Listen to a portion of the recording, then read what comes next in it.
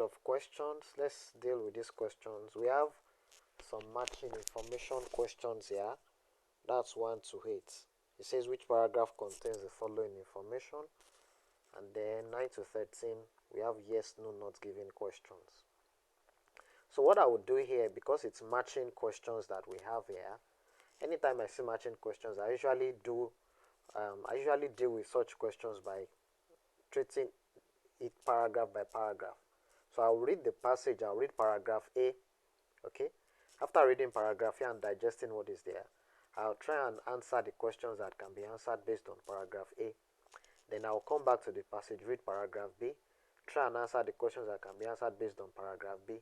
Then go back to the passage and read paragraph C and answer what I can answer based on paragraph C. And I'll continue that until I finish the entire paragraph. Okay? So follow me as I do that.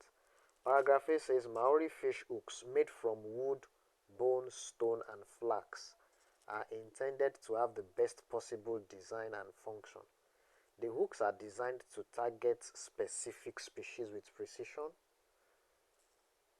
In the industry of commercial long-line fishing, there are some Maori hook designs which are making a splash. Okay, so it's about what Maori hooks are made from, and then the fact that they have good designs. Okay, all right. Let's look at the matching information questions. Number 1 says instruction on how to recognize authentic. No, that's not in paragraph A. Description of different type of hook that are not used to catch fish. What I have here is for catching fish. Number 3, an acknowledgement that Maori design and craftsmanship are still relevant. Maori design. What I have here is about hook. It's not about Maori design generally. So this number 3 is, let me just leave it. Number 4, an investigation. There's no investigation in paragraph A. Number 5, description of how modern technology. No. There's nothing like modern technology dominating anything in paragraph A. Number 6, a list of raw materials used to construct hooks. The first sentence says Maori fish hooks made from wood, bone, stone, and flax. A list of raw materials used to construct hooks. 6 sounds like paragraph A to me. 6 sounds like paragraph A to me. So let me just pick A for number 6. Okay, there's a problem here. So anytime I come across a problem here on this website, what I'll just do is that I will just write my answer on a sheet of paper. I'll just write my answer on a sheet of paper, and then when I submit, I'll check the correct answers and I'll use that to mark my work. So I'm writing out my answer here. Number 6, hey, I think Maori fish hooks made from, that's what I'm saying, list of raw materials used to construct hooks. If I see any other thing that fits better, I might change my mind. But for now, let me match number 6 to paragraph A. Number 7, an outline of how different styles, they didn't talk about styles of hooks here. An account of how Maori employed new technology. No, there's nothing like new technology here. Number 9, early Europeans, there's nothing like Europeans in paragraph A. Let's move on to paragraph B. When the Polynesians first came to New Zealand, sometime within the year 1100 to 1300 AD, they didn't have the technology necessary to heat and manipulate metal out of rocks. Meanwhile, fish was the settlers' main food source at the time. So fishermen made their hooks and fishing gear out of wood, bone. Now you see they are showing us another thing again about, where's that statement? Number 6. A list of raw materials used to construct hooks. Paragraph B is giving us another list. Paragraph B is telling us wood, bone, stone, shells. So let's read that sentence again. Meanwhile, fish was the settlers' main food source at the time. So fishermen made their hooks and fishing gear out of wood, bone, stone, and shell. Other plants native to the island of New Zealand like flax, cabbage tree, Astelia gave the necessary fibrous materials to make the fishing line and nets of greater or equal length to the jute, which was being used by the Europeans at that time. However, as a material, metal is more malleable and can be changed into any shape, while natural materials are limited in the shapes they can take on. The Maori fish hooks needed to be more innovative in the ways that they dealt with these limitations. Wow. Now, there's a problem here. Maori fish hooks made from. Then, paragraph B tells us again that what? Meanwhile,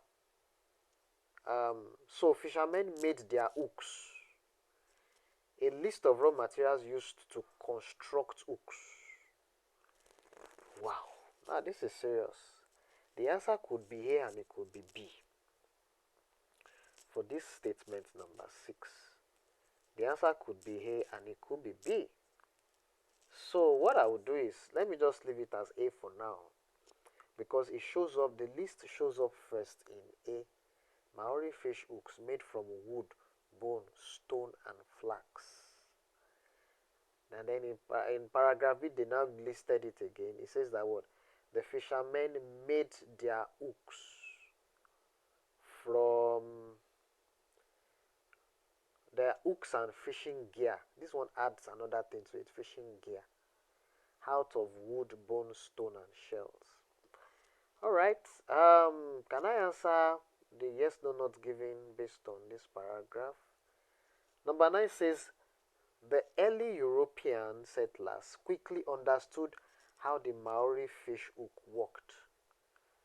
I saw Europeans here, but understood is not here. So let me leave it alone. Let me leave it alone. Let's go to paragraph C now. Early accounts of Europeans who settled and explored New Zealand claimed that Maori hooks, known as matau, were odd, of doubtful efficacy, very clumsy. That's number 9. The early European settlers quickly understood. No, they didn't quickly understand. It says that what? The doubtful efficacy, impossible looking. That means they are trying to say that this thing cannot work. So they didn't quickly understand how it worked. So number 9 is going to be no. Number 9 is going to be no. They didn't quickly understand how it will work. So it says shaped in a manner which makes it very difficult to imagine. To imagine it could ever be effective in catching fish. Can you see that? Further supporting our answer for number 9. William Anderson, who was aboard the Resolution during Cook's third voyage in 1777, as the ship's surgeon, commented that the Maori live chiefly by fishing, making use of wooden fish hooks pointed with bone, but so oddly made that a stranger would be at loss as to know how they can answer such a purpose. So this one is about what the Europeans think about.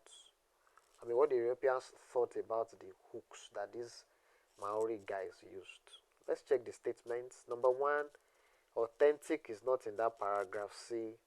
Number 2, different types of hooks. A description of a different type of hook. No.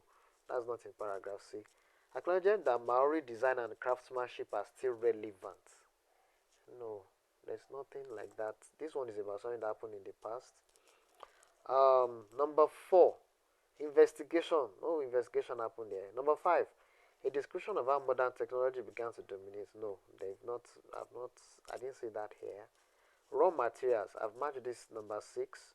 Number 7, an outline of how different styles of hooks and materials were employed to catch larger fish. No. There's talked about making, where is it now? So, live chiefly by fishing, making use of wooden fish hooks with pointed bone. They did talk about larger fish there. An account of how Maori employed technology and adapted it. That's not in this paragraph C either. So there's nothing more for paragraph C. Let's move to D. The Museum of New Zealand, Te Papa Dongerewa, did their own recent study on Maori fish hooks. 200 years, 230 years later, and were able to demonstrate that the unique hook design was a matter of function. Hmm. Hold on, there's a place where they talked about investigation. Number 4, how the hook functioned. So this number 4 can be matched to paragraph D. Number 4 can be matched to paragraph D. So for number 4, I'm going to write D as my answer. Number 4 is D. Okay?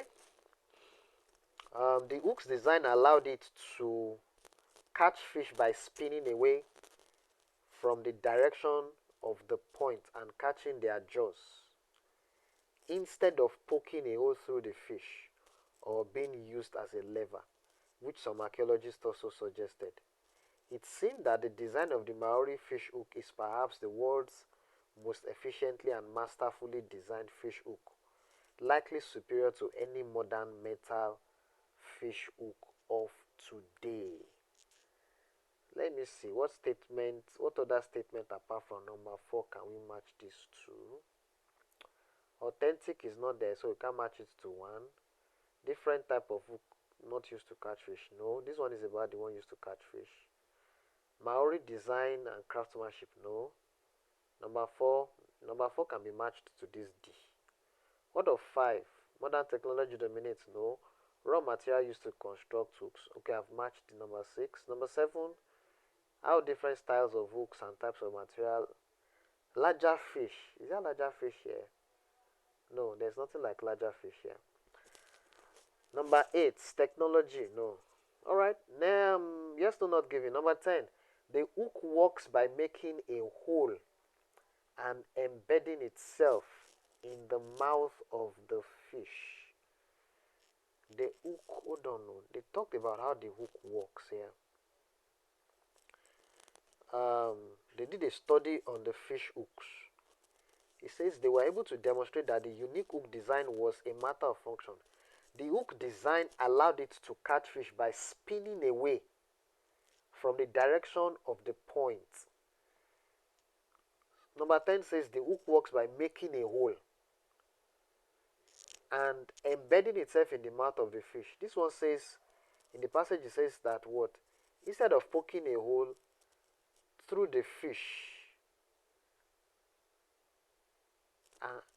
this thing is contradicting. This hook, look at it. The hook's design, look at this place here. The hook's design allowed it to catch fish by spinning away from the direction of the point. I'm guessing that thing should be the direction of the fish. By spinning away from the direction of the fish and catching their jaws instead of poking a hole through the fish. Statement 10 says the hook works by making a hole. That's different now. This number 10 is going to be no. It's different. What they are describing is different from what is in the passage. How the hook works. Number 11. The Maori catch seabed by their feet. I've not reached that point yet. Paragraph E now. To make larger hooks, Maori used shanks made of strong wood with stout points made of bone or shell. They tied tree branches and saplings together to grow them into the ideal shape for building, then harvested the plants when they grew into the appropriate size. They hardened wood by carefully drying it and burying underground with fires lit above it.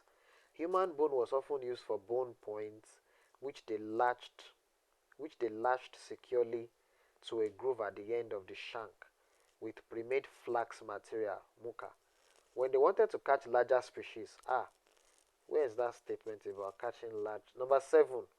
Number 7 can be matched to he. So my answer to number 7 is going to be he. Number 7 is E.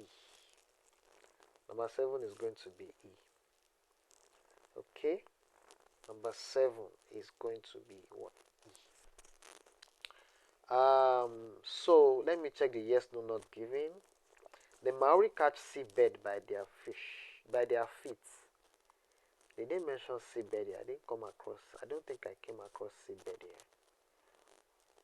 Okay, seabed is in paragraph F. To capture seabed for food and feathers, like the albatross, the islanders used slender hooks. Ah, 11 says they used their feet. The Maori catch seabirds by their feet. To capture seabed for food and feathers, like albatross, the islanders used slender hooks, which can be differentiated from other hooks intended. There's no mention of how they catch seabed too. Did they catch the birds by their feet or by the mouth or where? It's not mentioned in the passage. So this number 11 is going to be not given. The seabirds, we don't know whether they catch them by their feet or by their wings or by their head or whatever. We don't know. We only know that they use slender hooks. The islanders use slender hooks. To capture seabird for food and feathers, like albatross, the islanders used slender hooks, which can be differentiated from. So, that's different stuff. There's no mention of which part of the seabed the hook will attach to. We don't know whether it's the feet of the seabed or what other part. Number 12. There used to be a demand for Maori fish hooks. I mean, I've not reached that part. So let me finish off this paragraph F and see whether I can solve any of the matching information. So it says that what to capture seabed for food and feathers like the albatross, the islanders used slender hooks which can be differentiated from other hooks intended to catch fish by their lighter build and lack of in-turned points. Many of these hooks were collected by early explorers, suggesting that the taking of seabirds with hook and line was an important source of food and feathers for Maori. Slender hooks with wide gapes were used to capture albatross. Hold on, there's one statement about something apart from fishing. Number 2, a description of a different type of hooks. Yeah, number 2 can be matched to F. Number 2 can be matched to F. So number 2 is going to be what? It's going to be F. Okay? Number 2 is going to be F. Let's read on. So let me even see. Okay, it says we may use any letter more than one. So let's finish it up. So early explorers collected many of these hooks, which could indicate that catching seabed with hook and line provided a significant amount of food and feathers for the Maori. So number 1 has not been matched. Instruction or authentic is not in this paragraph F. Number 2 has been matched to F. Number 3, Maori design and craftsmanship, still relevant. No, not in paragraph F. Number 4 has been matched. Number 5, modern technology did not show up here. Number 6 has been matched. Number 7, different styles of hooks. Number 7 has been matched. Number 8, how Maori employed technology. No, I didn't see that here. Let me go to G now. Maori adopted new materials quickly. How Maori adopted technology. That's it. Maori adopted new materials quickly once they became available. That's sounding like how Maori employed new technology and adapted it. So number 8 can be matched to paragraph G. Number 8 is going to be what?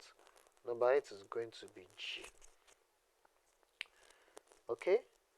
With Maori adopted new materials quickly once they became available with European explorers, sailors, and whalers who began to arrive towards the end of the 1700s. At this point, the Maori were still making their fish hooks, but now they were using metals and imported, can you see, technology. That's what they are describing here. Wooden and flax parts of old abandoned fish hooks decomposed quickly as traditional hooks were cast away in favor of new ones. Tools made of luxury materials such as ivory greenstone may have been kept around as decoration items, with stylized Maori fish hooks of today as symbol of cultural revitalization. So me check the yes, no, not given. There used to be a demand for Maori hooks and many counterfeit ones. Yeah. Where is it now? Okay, demand. Demand is in. I can't say demand here. Tools made of luxury material. There's nothing like demand. Demand is not in this paragraph, G. Let me go on. Paragraph H now. The Maori kept recreating traditional designs even as new materials poured in, preferring hook shapes which were introduced by Pekka into the 1800s. By following the tradition of the rotating hook design, they remained connected with a pair of their traditional culture. In the end, though, it was only a matter of time before the amount of mass-produced metal European hooks finally overwhelmed. Overwhelmed. That's dominate. Where's that one about dominating? Dominate. That's number five. Number five can be matched to paragraph H. Number five can be matched to paragraph H. Alright, so paragraph. Okay, let me check the yes, no, not given. There used to be a demand for Maori fish hooks. Okay. Um, Paragraph. I'm seeing that in paragraph I. The issue of demand is in paragraph I. By the end of 19th century and the beginning of the 20th century, tourist and collectors' demand, can you see that, had grown. So there used to be a demand. How about counterfeits? Leading manufacturers to produce large quantities of forged hooks. These replicas were then traded for with both Maori and Europeans to use as forgeries. Forgeries, that's counterfeit. So, number 12 is going to be true or yes. Number 12 is going to be yes. Then, fake hooks can be spotted by their cheap construction. How to identify. Where is that one about? How to identify authentic stuff? Number one, yes. Number one can be matched to paragraph I. Number one can be matched to paragraph I. Then, any other statements? Which other statement? The only statement I've not matched is number 3. An acknowledgement that Maori design and craftsmanship are still relevant today. Okay, paragraph J now. Let's check whether that will be in paragraph J. The ways that the Matau have changed throughout their history is somewhat symbolic of how Maori have adapted to use European tools, materials, and technology to their purposes over time, as well as the ways that the European influence and technology contributed to, or rather overtook, generally compatible Maori skills and generally compatible Maori skills and traditional materials were replaced or complemented by metals and more recently artificial materials. Okay. Commercial long-line fishermen everywhere have begun using the circle hook design today, one that is nearly the same as the traditional matao in both its appearance and functionality. It seems that the advantage and improved catch rate of this Maori technology have been recognized once more.